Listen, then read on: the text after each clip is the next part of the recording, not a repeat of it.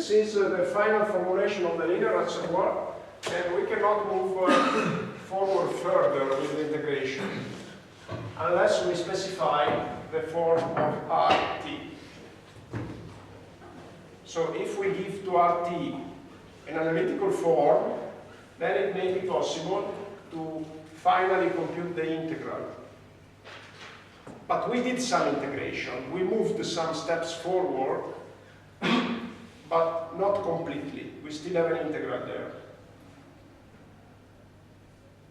Good. Now, please look at the fact that this term here is changing for changing t, but once that t is assigned, this term is constant. And therefore, you can clearly see that the river flow is a linear function of rainfall.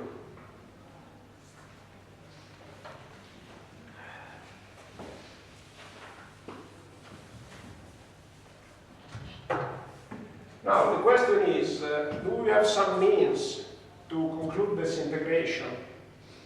And as I said, we need to give a form to RT, and in particular, it may be interesting to see what happens if RT is a constant, if you have constant rainfall, which is not impossible. I mean, you may have, for a given period, constant rainfall in time. Actually, this is not possible, but it may be a good approximation. So if basically, and let's forget about the depletion term, okay? So in this example of resolution that I'm providing to you, this is an example which refers to the specific case of constant rainfall. Let's forget about the depletion term without loss of generality. And then let's assume that R is constant.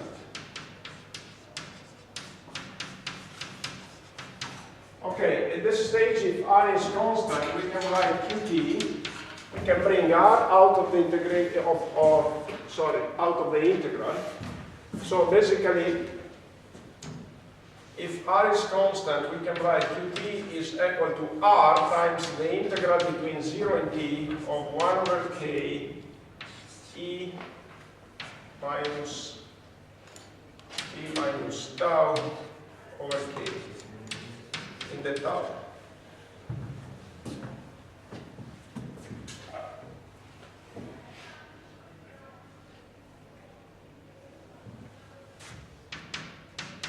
Equal to R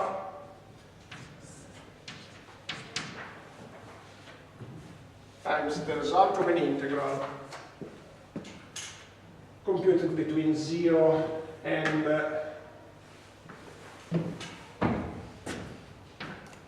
t.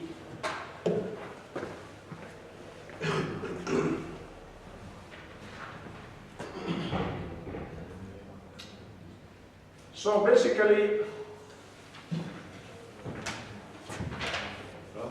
yeah. Why did you neglect the right term? Just to simplify the analytical treatment, Okay. without loss of generality, just to simplify it. Okay, let's assume that Q0 is 0. Okay.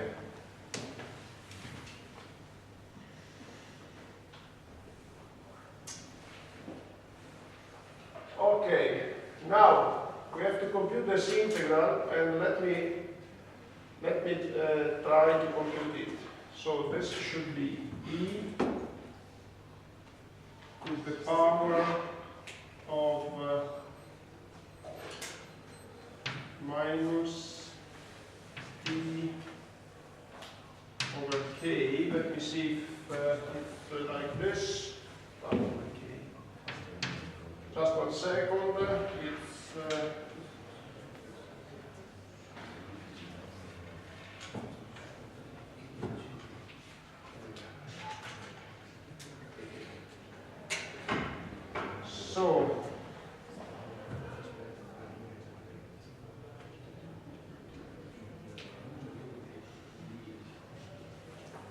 so tau is a constant, just 1 second, because I'm not sure if it is correct.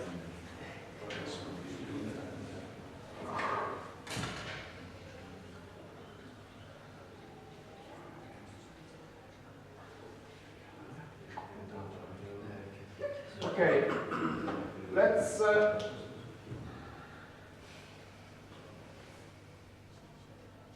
Okay, let me think about it 1 second, okay? And let me now prepare the exercise.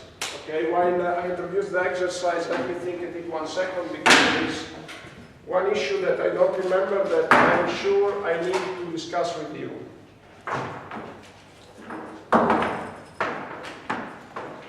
Okay, and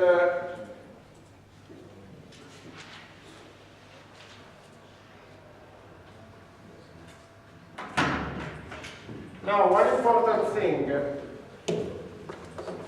Our exercise refers to a case where rainfall is not constant, so we don't need this result. This is why I'm posing it. And in general, of course, when you apply this model, rainfall is time varying, and you cannot compute the integral analytically. And therefore, at this stage, you need to write down the integral as a summation. So this is what we need to do at this stage. And this is one possibility. So once that you know rainfall at each time step, it means that at each time step, at each tau, you know r tau. You have to refer here, sorry, and this was a tau. So at each time step tau, you know rainfall, and therefore you can compute this integral as a summation if you have the value of k, which we assume to know. So this is a possibility, okay? There is, on the other hand, a second possibility, which is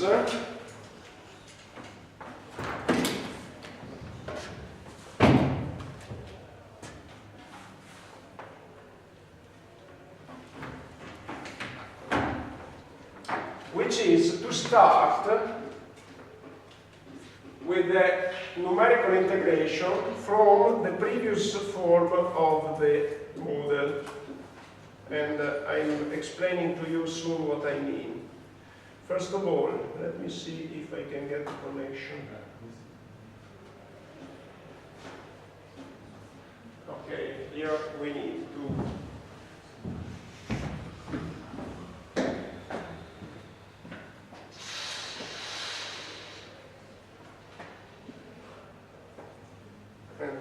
turn off this light here.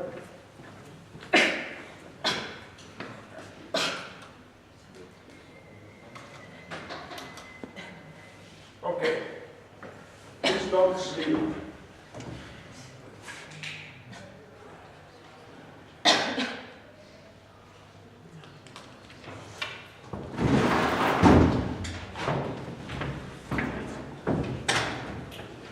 Okay. So let me show you, first of all, where you can find the exercise.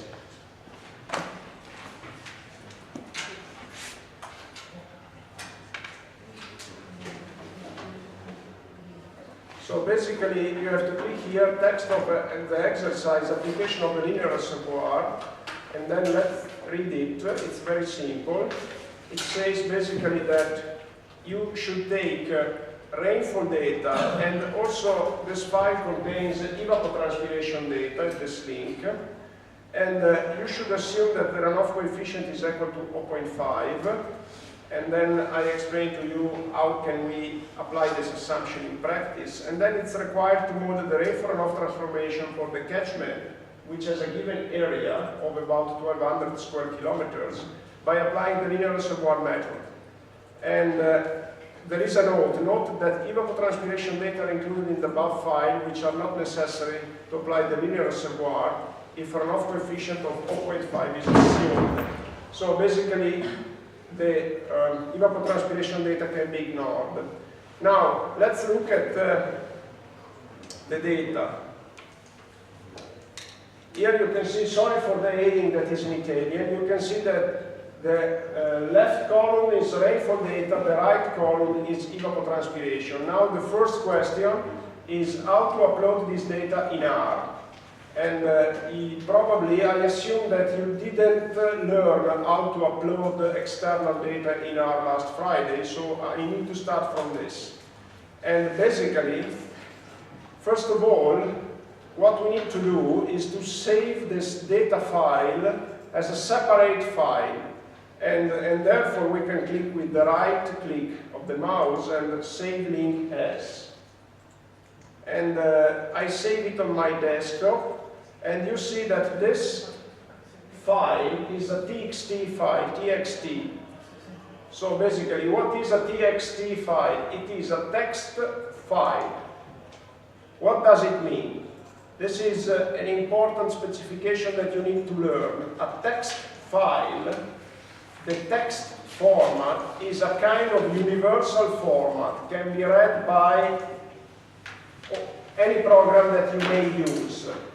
It can be read by Word, it can be read by Excel, it can be read by R. This is, as I said, a universal format. It's not a proprietary format.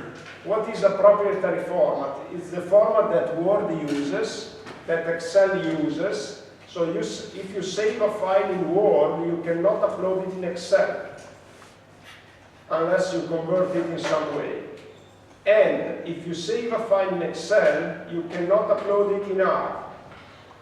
You have to use a universal format to pass from a platform to another one. And the most widely used universal format is the text, which usually has an extension txt. Okay? Perfect. Now, I saved it, and a question could be, how can I open it? And I told you that you can use whatever program you want.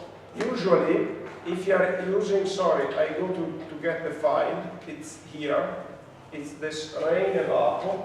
If you use Windows and you double click on it, it is opened by using the block node. If you are using a different platforms like Mac, a different program is used, which I cannot predict. If you are a Linux user, usually an internal viewer is used, like in my case. In my case it is Kate, but there are many of them. So the question is not how to see it, because usually you just need to double click it if you want to see it. The question is how this text format can be uploaded in R. Okay, now let's learn it. And in order to learn it, I need to start R. So I am a Linux user, so you will find some differences in my R platform with respect to yours. And basically, if I start R in Linux, let me expand it, I just get a console. I don't get any window, any user-friendly menu. I just get the console, which is the same console that you get in Mac and in Windows. So we shouldn't have any compatibility problem, because, you know, R works through command lines, through commands that are given by the keyboard. And it doesn't matter if the receiving platform is Linux, Windows, or whatever. It's just the loop that changes. But if you refer to the console, you see the same console that I have, which is here. Okay? I think that you learned what the instruction ls allows you to make. It's a list of the variables that are stored in R. I didn't store any variables so far, so it doesn't give any specification. But if I make a equal 2 as an assignment and I repeat my ls, you see that I can see the variable a now.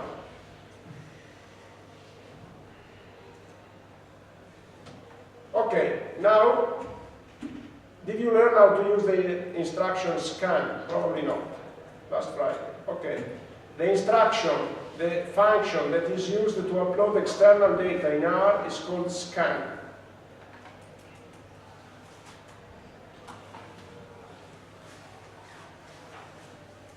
It's a bit intuitive, I mean. Now, let's see how it can be used. First of all, we need to define the name of the variable. Let's use a equals scan. And then scan is a function, so we need to open a parenthesis and to give the arguments. of the function.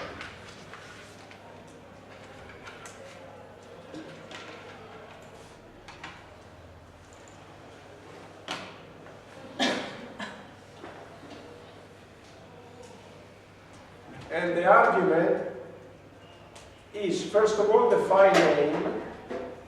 And here is one trick, because you need to put the file name of your data file here with the path. And in Windows, this is very tricky, because you have to put the path of the desktop if you save the file on the desktop. And to find the path of the desktop in Windows, it's a bit tricky.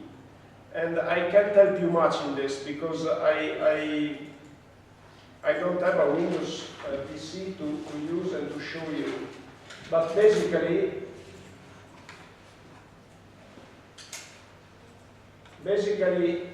you have two different solutions that can be done. If you, on the desktop of Windows, if you right-click on the file name, you should have the opportunity to see the full name of the file, including the path.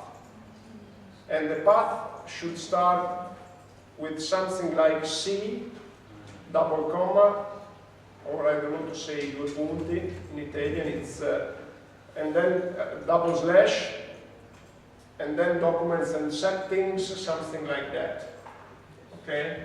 So if you can read it by clicking with the right click, then you just need to copy it. So do you have Windows? Let me see. Does it work?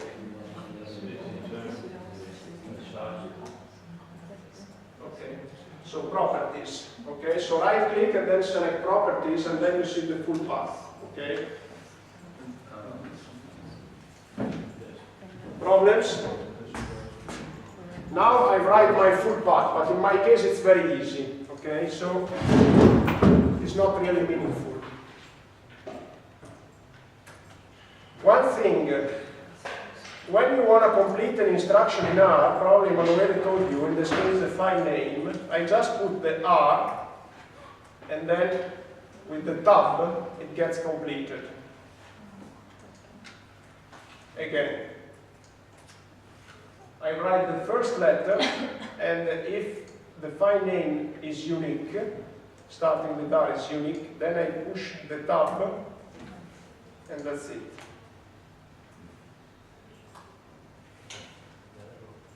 Of course, you need the full path, and then you need to close the commas.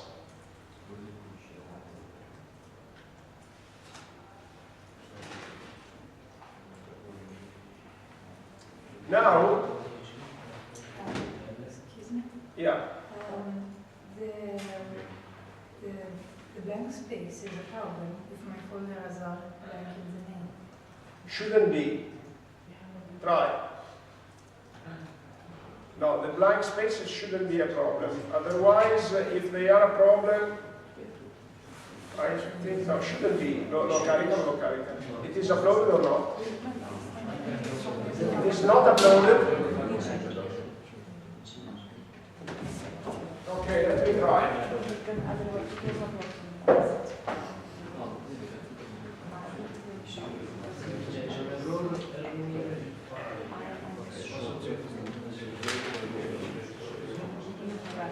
Io mi ricordo l'altra volta, dovevamo cambiare le varianti, le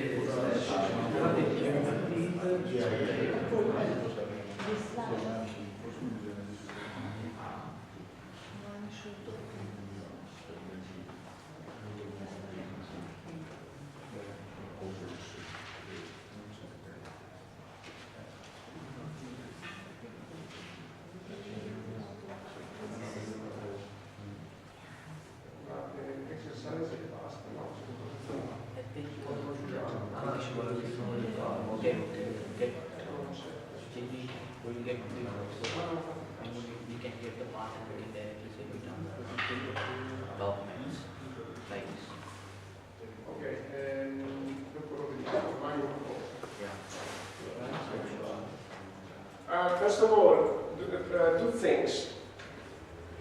you may need to substitute the slash with a double slash or with the sign inverted, but you can use the double slash.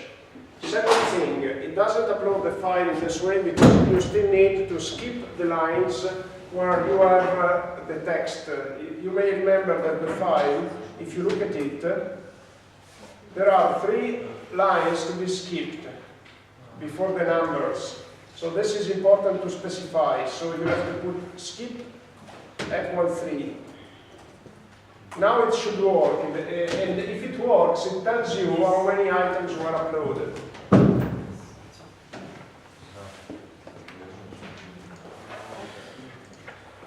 Just 1 second.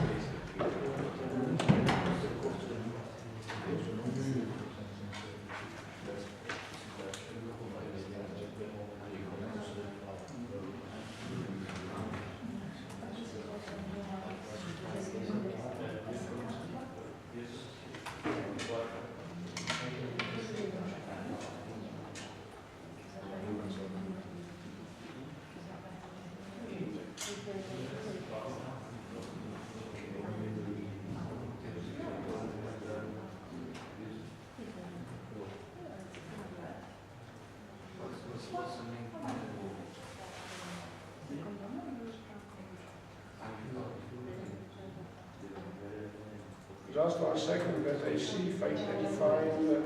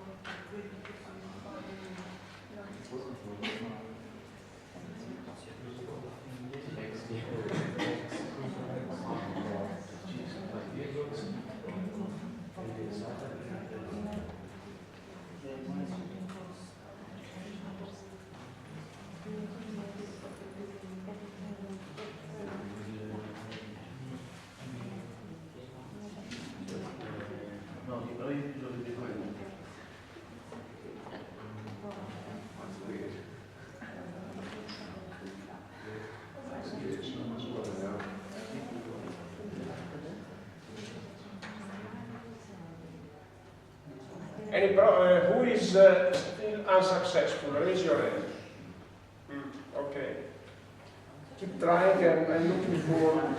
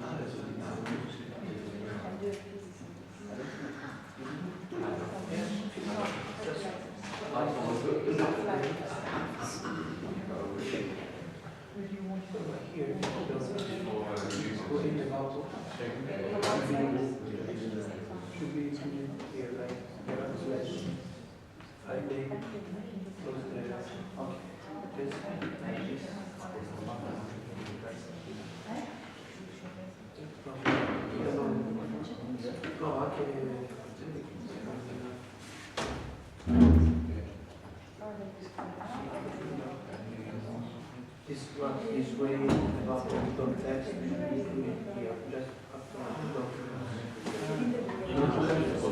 So who is successful again? Okay. Who is successful? You. Okay, let me see.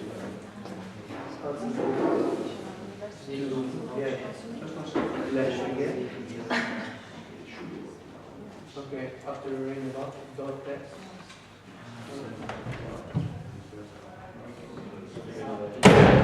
Yeah, close the I want the display, but I want the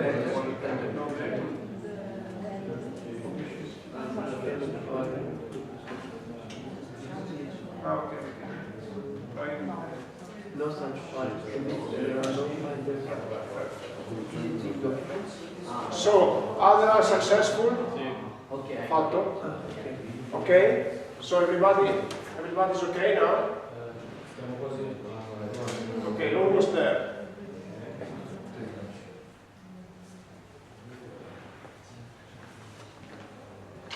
By the way, while somebody is still this integral, it means the minus here. Okay? So basically this is the integral that we wanted to compute. And then I finish later.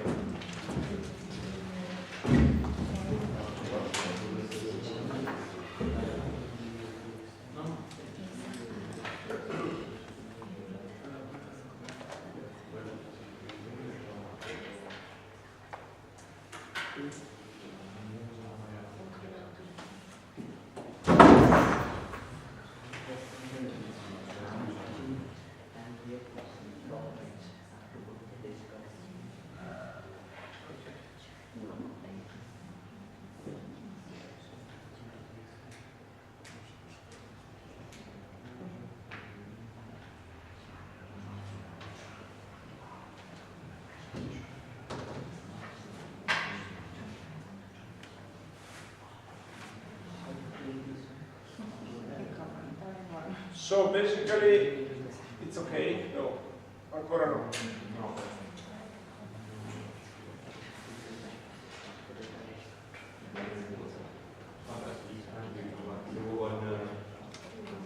Okay, let's move forward and then I clarify it.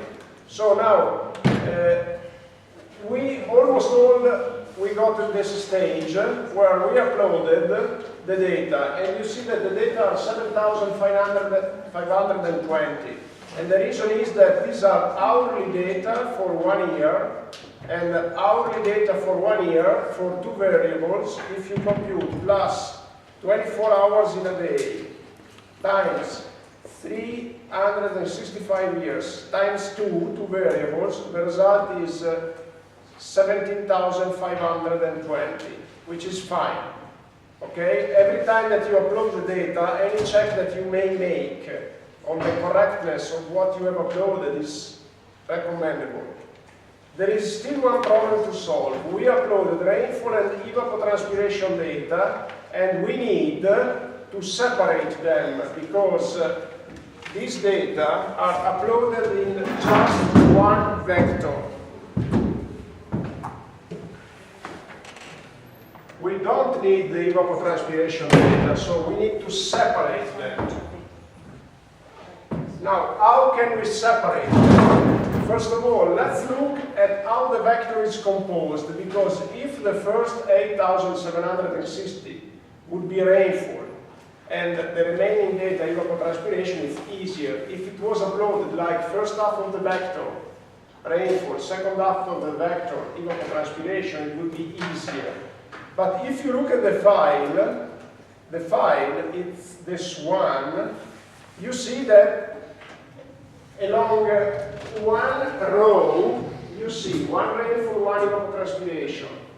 One rainfall, one evapotranspiration. So the question is, are these data uploaded by column or by row? If they are uploaded by column, then you get first half of the resulting vector rainfall, second half evapotranspiration. If they are uploaded by rows, you see 1, 1, 1, 1. So let's see how they are uploaded.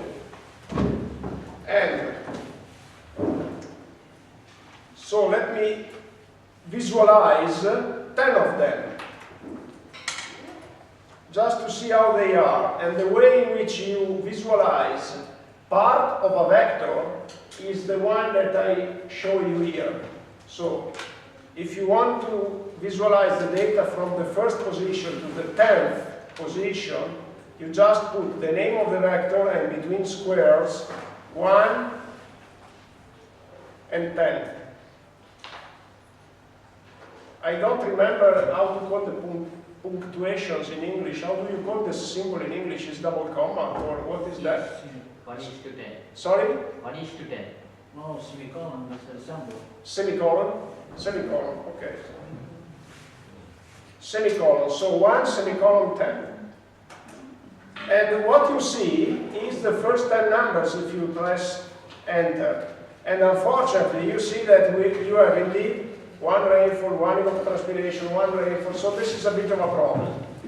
So how can we separate them? Indeed, this is simple, but let me explain to you what you need to do. Basically, you need to convert the vector into a matrix. Okay, so let me do that. And let me create a matrix which I call with the symbol B, and the function that you have to use is array. The first argument of array is the vector, the second argument is the dimension of the matrix.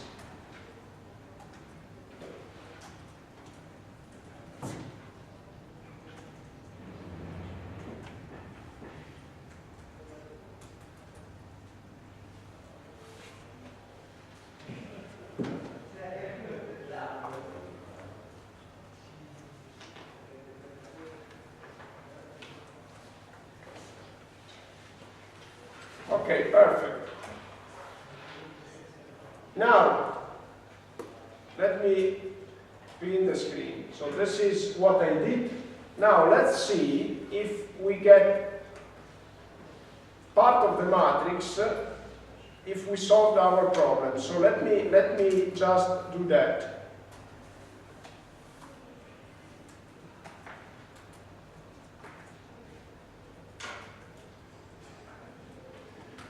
This instruction visualizes the numbers in the position from 1 to 10 in the first column of the matrix. So let's see if we have rainfall here. Yes, perfect. So now we can write R equal B 1. We are done.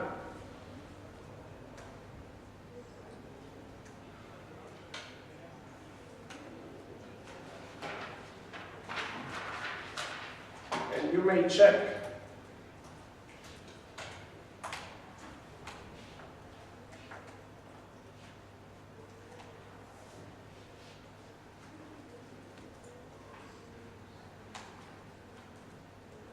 And I suggest you to make a plot, to make another check. Plot R, type equal line. Did Emanuele show you how to create a plot? Yes.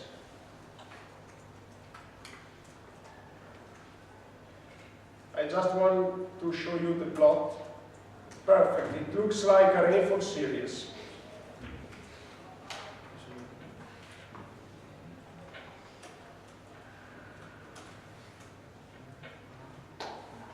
I go back to the instructions.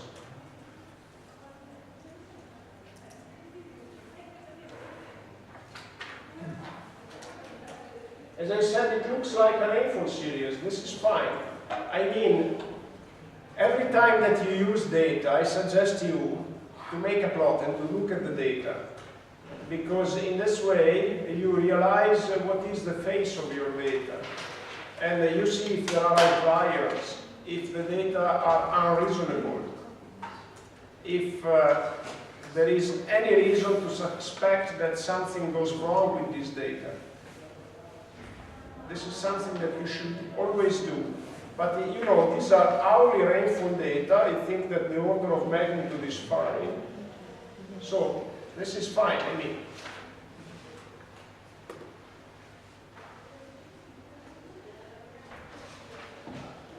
Good. Now we have the data available to be used, ready, but at this stage we need to stop using the PC, because I want just to outline to you now the two ways that we could follow. Okay? And we have 5 minutes, and I want to take 5 minutes because at this stage we can follow 2 ways. I told you I could apply this integral in the form of a summation, this one, or I could start from the initial sketch that I made of the tank. So let me clarify what I mean. Okay? So first of all, let's see how I can use this integral. And this is quite easy. I need to convert it to a summation. So my purpose is computing the Q at time t. T is fixed, and therefore I can write it as a summation from t tau equals 0 to t of what? Of 1 over k e to the power of minus t minus tau over k r tau times delta t. And my delta t is 1 hour in this case, so 3,600 seconds. So this is quite simple. We just need to write a loop in R that for a given t computes this summation. And of course we need to assume a value for k, because we need to specify the value of the parameter. Basically what you do with a model is to check the model behavior with several values of the parameters.